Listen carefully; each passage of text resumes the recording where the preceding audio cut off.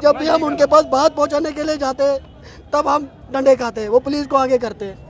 हम कौन सा इनके साथ लड़ रहे थे, अपना वो 30 साल से हक ही मांग रहे हैं हमारा। जनाब ये कौन सा जुल्म किया, हम फ्री में गवर्नमेंट का काम करते थे, फिर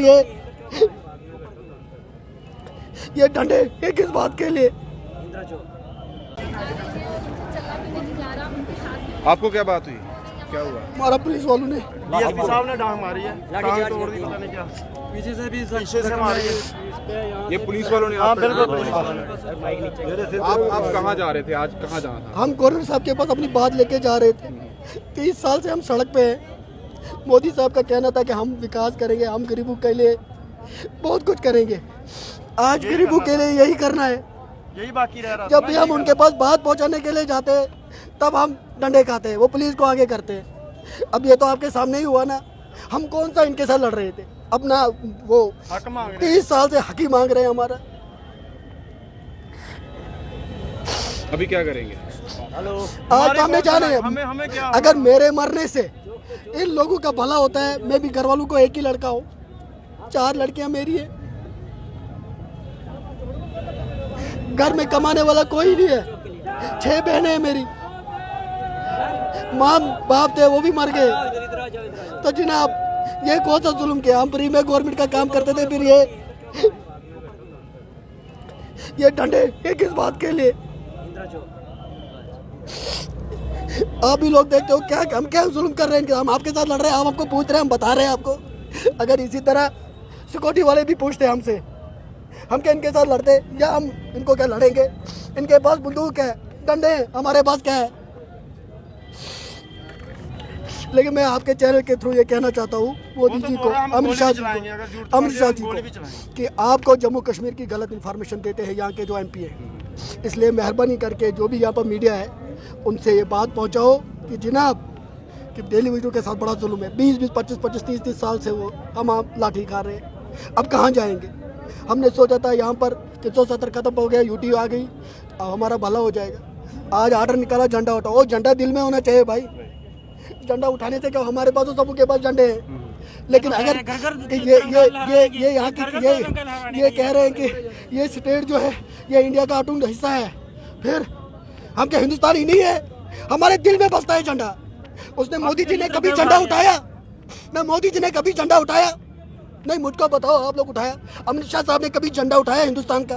कुर्सी पे बैठकर हमको बोलते जो लोग इस देश की सेवा करते हैं, चाहे वो बॉर्डर पे हो, हमने तो 25 साल 30 साल फ्री में पानी पिलाया गवर्नमेंट को, अपनी गवर्नमेंट को। यहाँ जो जितने भी बीजेपी के नुमाइंदे हैं, जो बड़े बड़े लीडर हैं, रविंद्र राणा की बात की जाए, अलग अलग पार्टी की जो इनके नेता हैं, आप सबके पास गए थे लेकिन कुछ नहीं बना। सर मेरे ख्याल में अब ये आपके सामने बोलना ही फजूल है, मेरे ख्याल में आप भी ये बात कहीं पहुँचाता ही नहीं हो। मेरे ख्याल में वो कहता है कि मैं शेर हूँ, मैंने लाल चौक पे झंडा लहराया है, हम कहते हैं हम लाल चौक में भी झंडा लहराते हैं और जम्मू में भी लहराते हैं, तो हम शहर नहीं है जो 25 साल से फ्री में दे रहे, तो किस बात की पेंशन ले रहा है गवर्नमेंट से। एक बार हमारे प्रोटेस्ट में आकर 1 महीने बैठना, या 1 मिनट हम 1 घंटे 1-2 घंटे हमारे साथ बैठ में। और सीधे आप समझ सकते हैं कि ये आंसू सिर्फ एक व्यक्ति के नहीं हैं, ये जितने भी यहाँ पर हज़ारों की तादाद में लोग हैं, ये सभी के आंसू हैं। और ये सालों से इसी तरह से बहते हुए आ रहे हैं और इसी तरीके से इन लोगों को लाठियाँ पड़ रही हैं, डंडे पड़ रहे हैं, टांगे जो हैं वो मारी जा रही हैं। लेकिन सिर्फ ये अपनी बात रखने के लिए आते हैं, लेकिन बातें कहीं भी कोई भी जो है इनकी सुनता नहीं है। बातें की जाती हैं लेकिन वो बातें सिर्फ डिब्बा बंद रहती है, लेकिन जहां रिजल्ट आना चाहिए, रिजल्ट इन लोगों को सालों से कुछ नहीं मिलता है। और इसीलिए बार बार इन्हें यहाँ आप देख सकते हैं इसी तरीके से सड़कों पर आना पड़ता है और यहीं पर आकर इनका दम जो है कहीं ना कहीं ख़त्म हो जाता है कि अब जाए तो जाए कहाँ, क्योंकि रास्ते सारे बंद कर दिए जाते हैं। सड़कों पर निकलते हैं, कहीं ना कहीं किसी से मिलने के लिए जाते हैं, लेकिन जाने नहीं दिया जाता है, ना कहीं सुनवाई होती है, ना यहाँ पर इन्हें सुना जाता है। और इसी तरीके के हालात लगातार यहाँ पर जितने भी डेली वेजर्स हैं उनके साथ बने हुए हैं। और ये अब रोए नहीं तो क्या करें, क्योंकि कईयों ने अपनी ज़िंदगी जो है वो यहाँ से ख़त्म कर ली, कईयों ने अपनी उम्रें दे दी, लेकिन कुछ नहीं हो पाया। वो परिवार के लिए वही रहे जो पहले थे, लेकिन यहाँ पर जो एडमिनिस्ट्रेशन है, जो सरकार है, उनके लिए वो कभी भी कुछ नहीं बन पाए।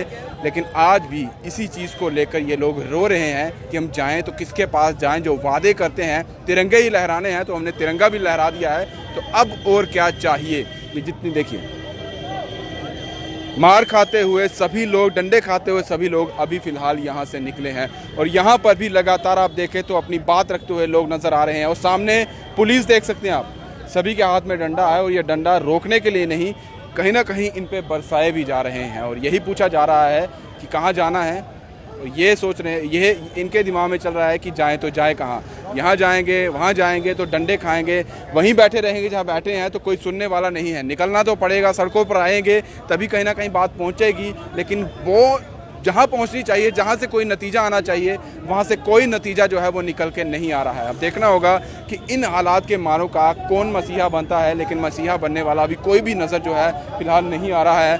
अब ये यही कह रहे हैं कि करो या मरो की ही स्थिति हमारे पास, वैसे ही मरे हुए हैं, लाठियाँ खार के हुए मरेंगे। और अगर सड़कों पर ही इस तरह से मरना है तो यहीं मर जाएंगे, क्योंकि हमारा कोई भी माई बाप जो है इस वक्त यहाँ पर देखने वाला, हमारी सुनने वाला नहीं है।